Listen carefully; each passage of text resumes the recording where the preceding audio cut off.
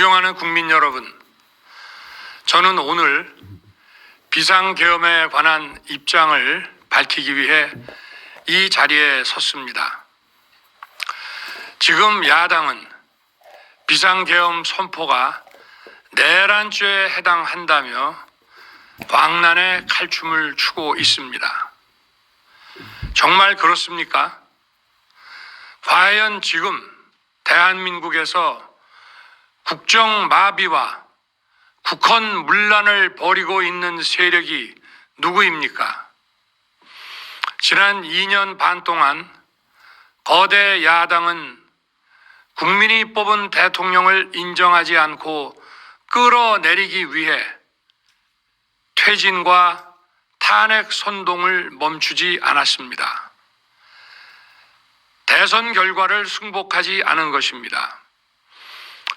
대선 이후부터 현재까지 무려 178회에 달하는 대통령 퇴진 탄핵 집회가 임기 초부터 열렸습니다. 대통령의 국정 운영을 마비시키기 위해 우리 정부 출범 이후부터 지금까지 수십 명의 정부 공직자 탄핵을 추진했습니다. 탄핵된 공직자들은 아무 잘못이 없어도 소추부터 판결 선고시까지 장기간 직무가 정지됩니다. 탄핵이 발의되고 소추가 이루어지기 전 많은 공직자들이 자진 사퇴하기도 하였습니다. 탄핵 남발로 국정을 마비시켜 온 것입니다. 장관, 방통위원장 등을 비롯하여 자신들의 비위를 조사한 감사원장과 검사들을 탄핵하고 판사들을 겁박하는 지경에 이르렀습니다. 자신들의 비위를 덮기 위한 방탄 탄핵이고 공직기관과 법질서를 완전히 무너뜨리는 것입니다. 뿐만 아니라 위헌적 특검 법안을 27번이나 발의하면서 정치 선동 공세를 가해 왔습니다. 급기야는 범죄자가 스스로 자기에게 면죄부를 주는 셀프 방탄 입법까지 밀어붙이고 있습니다. 거대 야당이 지배하는 국회가 자유민주주의의 기반이 아니라 자유민주주의 헌정 질서를 파괴하는 괴물이 된 것입니다. 이것이 국정마비요, 국가 위기 상황이 아니면 무엇이란 말입니까? 이것뿐만이 아닙니다. 지금 거대 야당은 국가 안보와 사회 안전까지 위협하고 있습니다.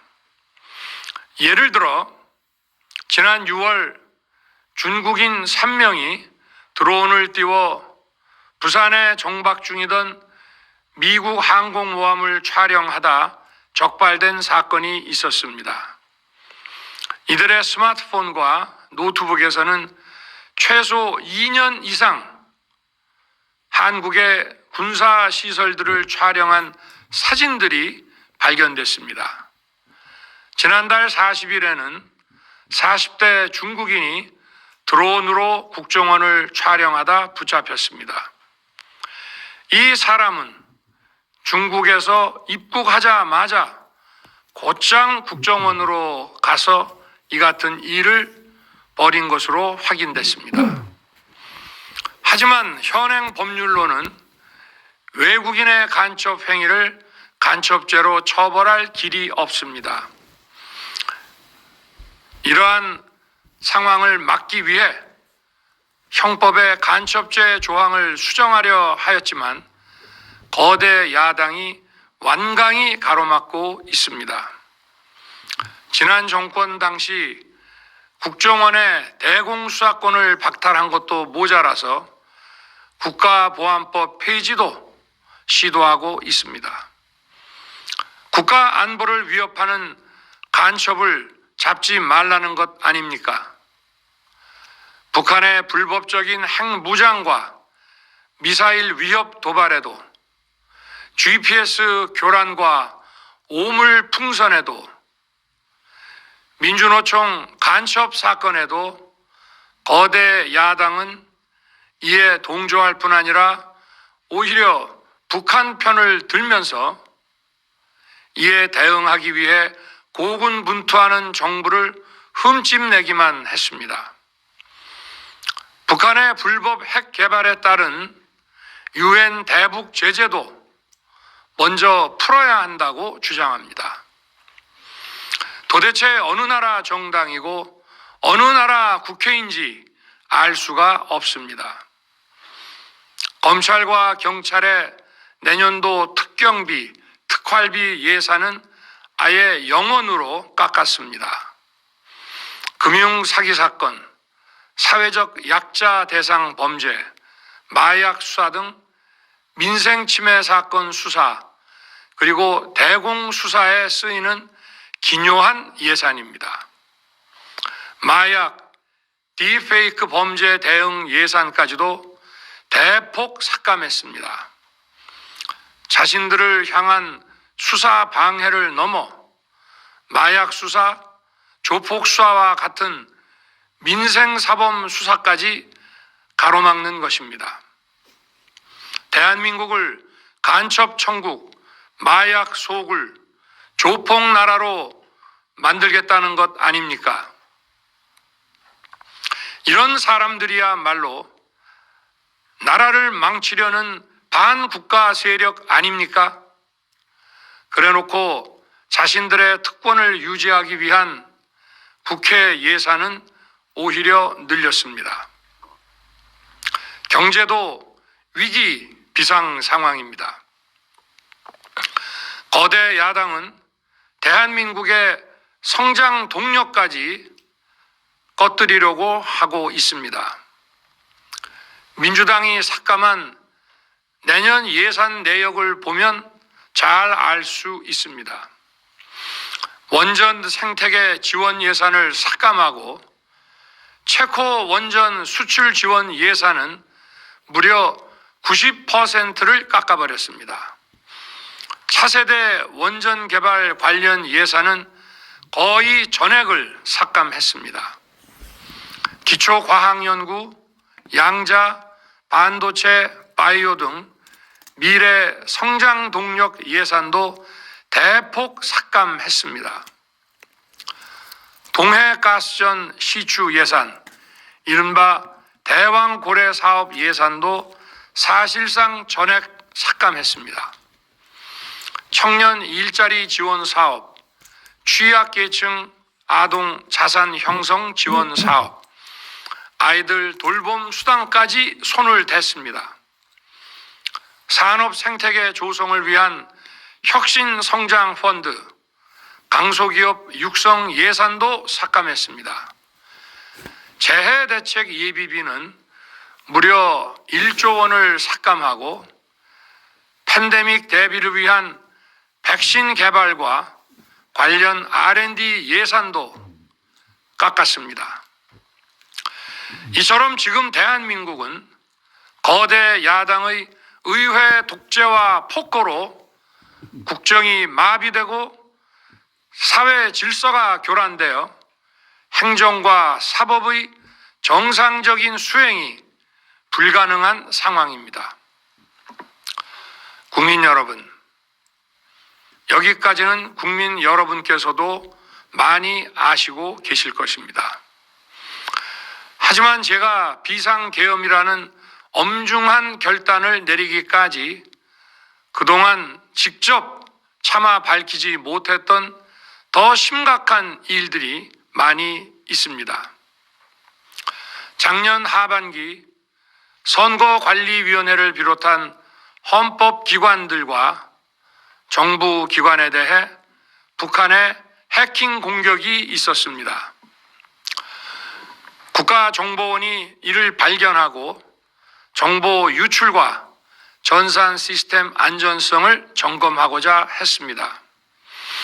다른 모든 기관들은 자신들의 참관하에 국정원이 점검하는 것에 동의하여 시스템 점검이 진행되었습니다. 그러나 선거관리위원회는 헌법기관임을 내세우며 완강히 거부하였습니다.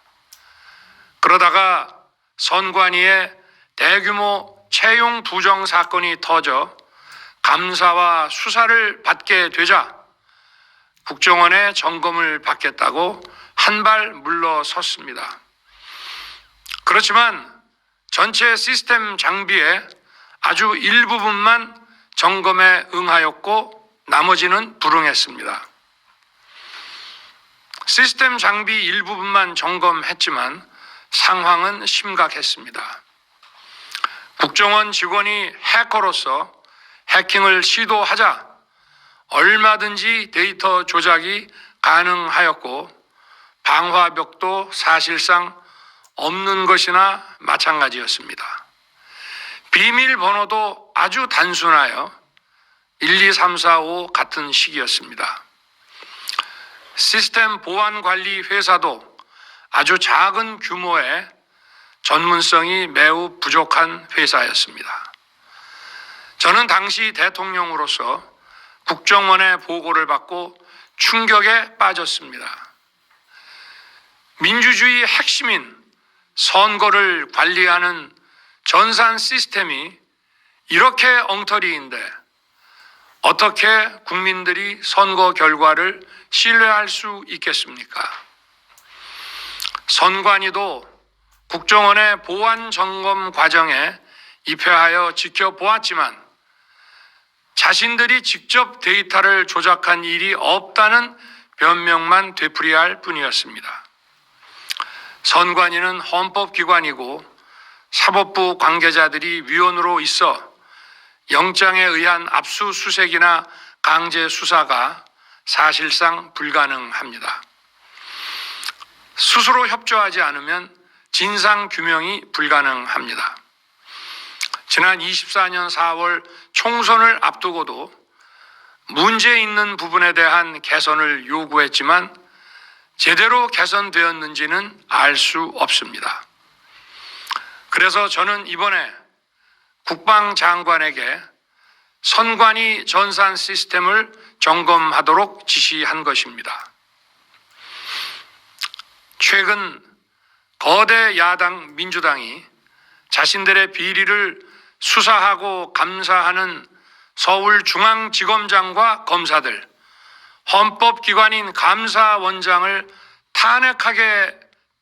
탄핵하겠다고 하였을 때 저는 이제 더 이상은 그냥 지켜볼 수만 없다고 판단했습니다. 뭐라도 해야 되겠다고 생각했습니다. 이들은 이제 곧 사법부에도 탄핵의 칼을 들이댈 것이 분명했습니다. 저는 비상계엄령 발동을 생각하게 되었습니다. 거대 야당이 헌법상 권한을 남용하여 위헌적 조치들을 계속 반복했지만 저는 헌법의 틀 내에서 대통령의 권한을 행사하기로 했습니다. 현재의 망국적 국정마비 상황을 사회 교란으로 인한 행정사법의 국가기능 붕괴 상태로 판단하여 계엄령을 발동하되 그 목적은 국민들에게 거대 야당의 반국가적 패악을 알려 이를 멈추도록 경고하는 것이었습니다. 그럼으로써 자유민주주의 헌정질서의 붕괴를 막고 국가 기능을 정상화하고자 하였습니다. 사실 12월 4일 계엄 해제 이후 민주당에서 감사원장과 서울중앙지검장 등에 대한 탄핵안을 보류하겠다고 발표하여 짧은 시간의 계엄을 통한 메시지가 일정 부분 효과가 있었다고 생각했습니다. 그러나 이틀 후 보류하겠다던 탄핵 소추를 그냥 해버렸습니다. 비상계엄의 명분을 없애겠다는 뜻이었습니다. 애당초 저는 국방장관에게 과거의 계엄과는 달리 계엄의 형식을 빌려 작금의 위기 상황을 국민들께 알리고 호소하는 비상조치를 하겠다고 했습니다. 그래서 질서 유지에 필요한 소수의 병력만 투입하고 실무장은 하지 말고 국회의 계엄 해제 의결이 있으면 바로 병력을 철수시킬 것이라고 했습니다.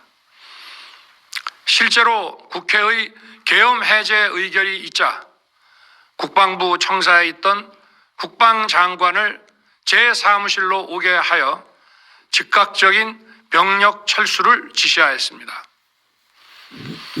제가 대통령으로서 발령한 이번 비상조치는 대한민국의 헌정 질서와 국헌을 망가뜨리려는 것이 아니라 국민들에게 망국의 위기 상황을 알려드려 헌정 질서와 국헌을 지키고 회복하기 위한 것입니다. 소규모이지만 병력을 국회에 투입한 이유도 거대 야당의 망국적 행태를 상징적으로 알리고 계엄 선포 방송을 본 국회 관계자와 시민들이 대거 몰릴 것을 대비하여 질서 유지를 하기 위한 것이지 국회를 해산시키거나 기능을 마비시키려는 것이 아님은 자명합니다.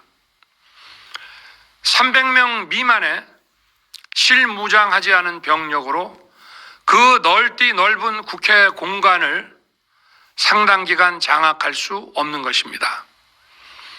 과거와 같은 계엄을 하려면 수만 명의 병력이 필요하고 광범위한 사전 논의와 준비가 필요하지만 저는 국방장관에게 계엄령 발령 담화 방송으로 국민들께 알린 이후에 병력을 이동시키라고 지시했습니다.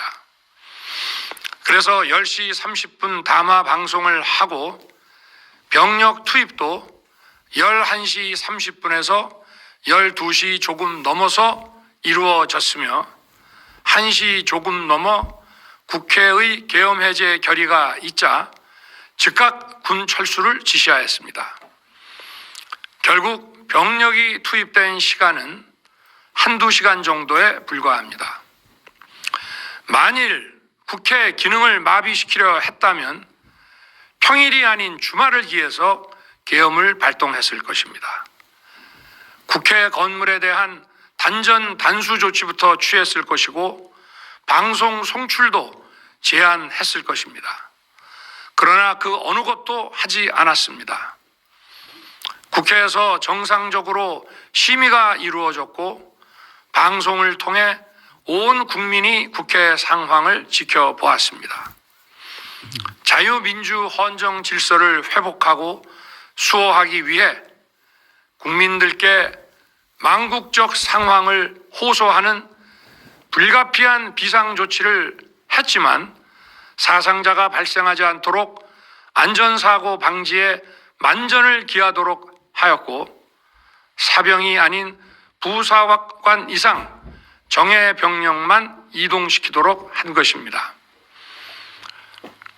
저는 이번 비상계엄을 준비하면서 오로지 국방장관하고만 논의하였고 대통령실과 내각 일부 인사에게 선포 직전 국무회의에서 알렸습니다.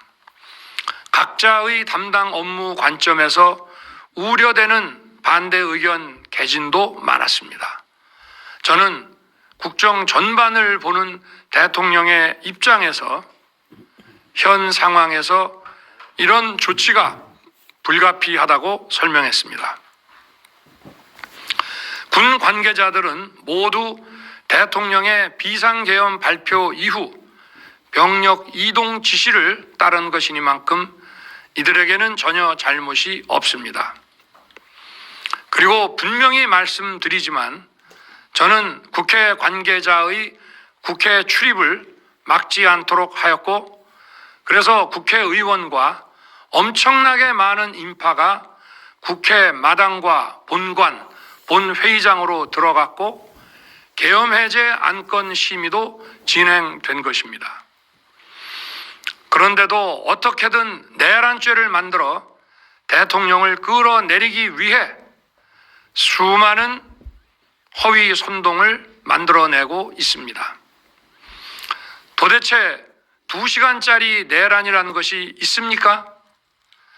질서 유지를 위해 소수의 병력을 잠시 투입한 것이 폭동이란 말입니까?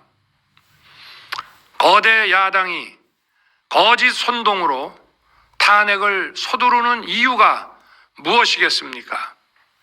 단 하나입니다.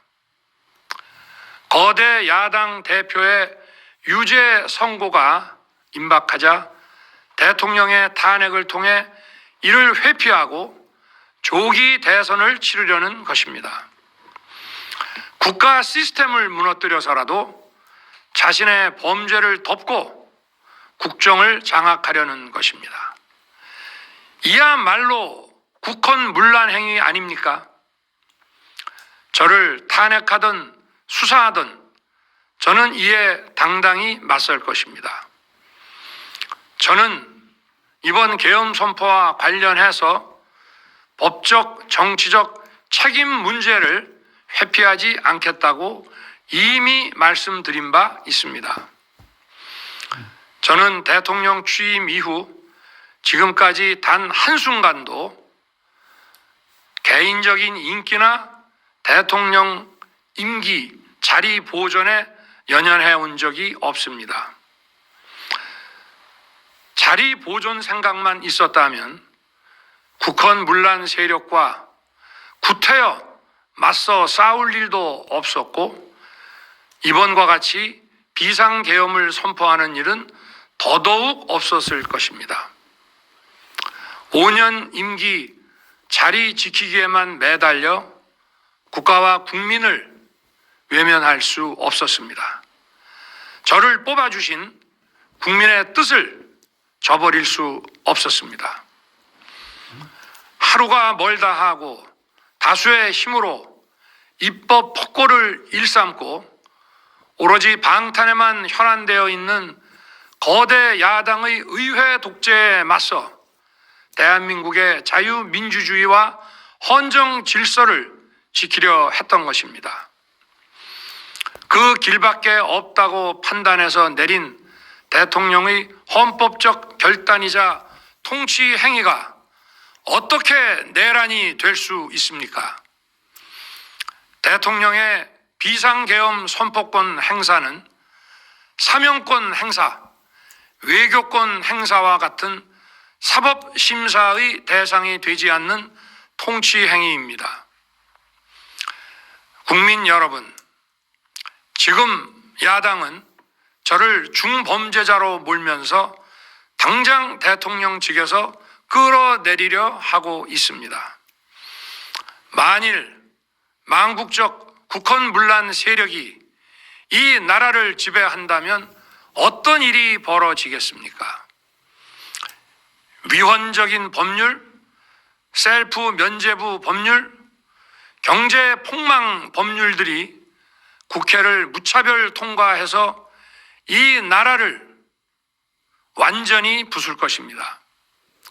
원전 산업, 반도체 산업을 비롯한 미래 성장 동력은 고사될 것이고 중국산 태양광 시설들이 전국의 살림을 파괴할 것입니다.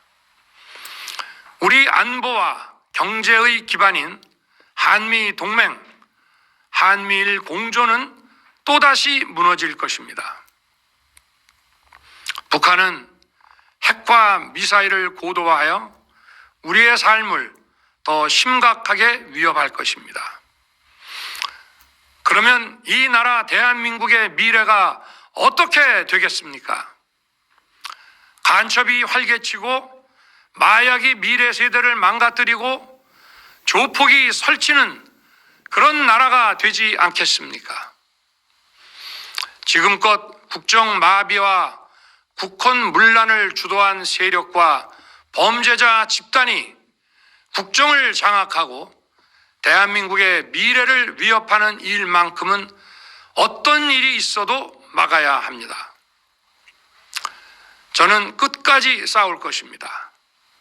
국민 여러분, 국정 마비의 망국적 비상 상황에서 나라를 지키기 위해 국정을 정상화하기 위해 대통령의 법적 권한으로 행사한 비상계엄 조치는 대통령의 고도의 정치적 판단이고 오로지 국회의 해제 요구만으로 통제할 수 있는 것입니다. 이것이 사법부의 판례와 헌법학계의 다수 의견임을 많은 분들이 알고 있습니다. 저는 국회 해제 요구를 즉각 수용했습니다. 계엄 발령 요건에 관해 다른 생각을 가지고 계신 분들도 있습니다만 나라를 살리려는 비상 조치를 나라를 망치려는 내란 행위로 보는 것은 여러 헌법학자와 법률가들이 지적하는 바와 같이 우리 헌법과 법 체계를 심각한 위험에 빠뜨리는 것입니다. 저는 묻고 싶습니다. 지금 여기저기서 광란에 칼춤을 추는 사람들은 나라가 이 상태에 오기까지 어디서 도대체 무엇을 했습니까? 대한민국의 상황이 위태롭고 위기에 놓여 있다는 생각도 전혀 하지 않았다는 말입니까? 공직자들에게 당부합니다. 엄중한 안보 상황과 글로벌 경제 위기에서 국민의 안전과 민생을 지키는 일에 흔들림 없이 매진해 주시기 바랍니다. 국민 여러분, 지난 2년 반 저는 오로지 국민만 바라보며 자유민주주의를 지키고 재건하기 위해 불의와 부정, 민주주의를 가장한 폭거에 맞서 싸웠습니다. 피와 땀으로 지켜온 대한민국, 우리의 자유민주주의를 지키는 길에 모두 하나가 되어 주시길 간곡한 마음으로 호소드립니다. 저는 마지막 순간까지 국민 여러분과 함께 싸우겠습니다. 짧은 시간이지만 이번 계엄으로 놀라고 불안하셨을 국민 여러분께 다시 한번 사과드립니다. 국민 여러분에 대한 저의 뜨거운 충정만큼은 믿어 주십시오. 감사합니다.